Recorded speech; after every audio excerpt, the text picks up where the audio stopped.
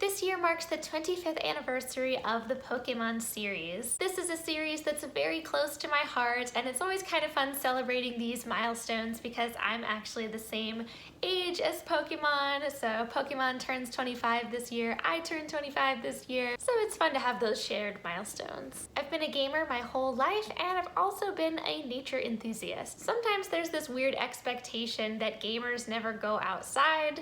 Certainly couldn't be less true for me, and I think it's not true for a lot of people. And Pokemon's entire existence and story hinges on this intersection between gaming and nature. So I thought we'd take a look back at this particular aspect of the series and explore some of those connections as we celebrate the 25th anniversary. Pokemon was originally created by a man named Satoshi Tajiri, who grew up with an appreciation for nature that eventually inspired his concept for Pokemon. As a kid, Tajiri was fascinated by bugs. And yes, this is a picture from an illustrated manga about his life, which is awesome. There's this wonderful interview from Time magazine in 1999 where he said, "They fascinated me. For one thing, they kind of moved funny. They were odd. Every time I found a new insect, it was mysterious to me. And the more I searched for insects, the more I found. As I gathered more and more, I'd learn about them, like how some would feed on one another. I liked coming up with new ideas, like how to catch beetles." He goes on to talk about how he would get creative with finding new ways to catch beetles, like leaving stones beside trees for them to sleep under. "Tiny discoveries like that made me excited," he said. And it's not difficult to see how this experience inspired Pokemon. We have odd creatures, each unique in their movements and behaviors. The creatures interact with one another in different ways, figuring out how to catch them and getting excited by each tiny discovery. Before I even knew this backstory, I'd compared Pokemon to things like bird watching and wildlife photography, other types of things I enjoy doing outside, so it makes perfect sense that that sort of thing is where this idea truly came from. Tajiri lived in an area of Tokyo that was fairly rural when he was born, but he experienced it becoming more and more urban as he grew older.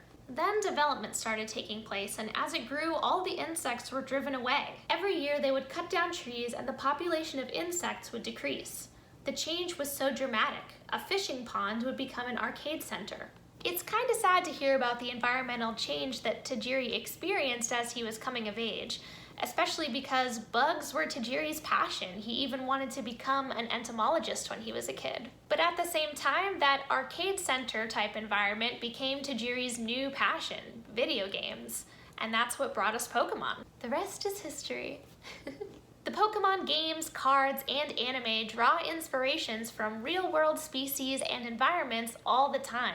Take Poliwag, for example. Tajiri described that this Pokemon came from his own memories of catching tadpoles as a kid and discovering that he could see their intestines through their translucent bellies. Poliwag also happens to be Tajiri's favorite Pokemon. Or in the most recent gen, look at Galarian Corsola, a coral that lost all its color due to climate change, becoming a ghost-type Pokemon, based on a very real environmental problem. The list honestly goes on and on, like the vast majority of Pokemon are based on real-life living things, and I just think that's really cool.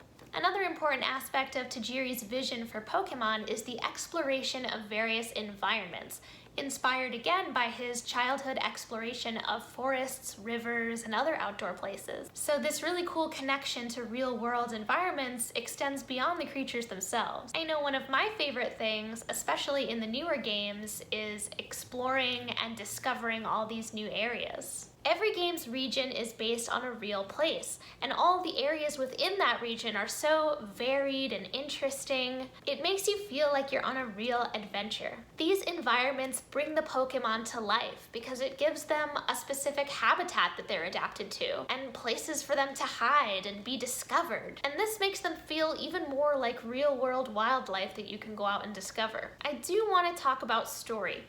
The Pokemon games are not really known for having fleshed out storylines, but the anime totally revolves around story. And those stories often emphasize a respect for nature and contain a lot of real-world parallels to actual environmental problems. For example, there's the episode where Tentacool and Tentacruel cause havoc after people try to build a resort in their coral reef. And the humans have to learn to respect their ocean neighbors. Or in Pokemon the movie 2000, we see how Pokemon are more in tune with nature than humans. And there's this emphasis on a delicate balance between living things that the world depends on, similar to the real-life science of ecology. Or in Pokemon XY, when they come across a dry landscape and have to restore a wetland habitat. I think it's great that Pokemon, although it's a fictional fantasy story, it seems to really embrace this responsibility to teach about wildlife and environmental issues. And I think that Tajiri's vision is truly realized through Pokemon Go, because it encourages us to go outside, explore new places.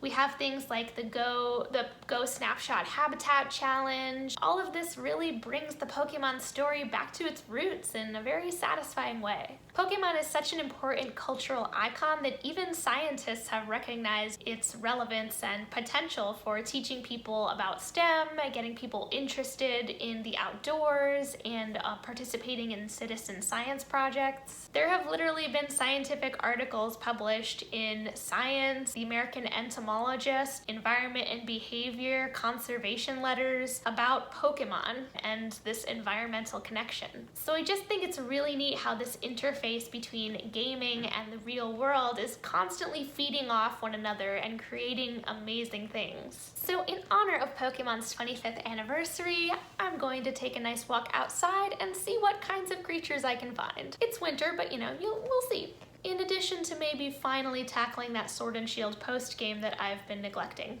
Anyway, I hope you enjoyed this little discussion about how Pokemon comes from an appreciation for nature. There are videos from other YouTube channels that go far more in depth about the sort of game development side of Tajiri's story. I will link some of my favorites below, but I had fun sort of adding my voice as someone who enjoys nature and studied environmental science. Please be sure to like this video and subscribe to my channel to see more, and I'll see you next time.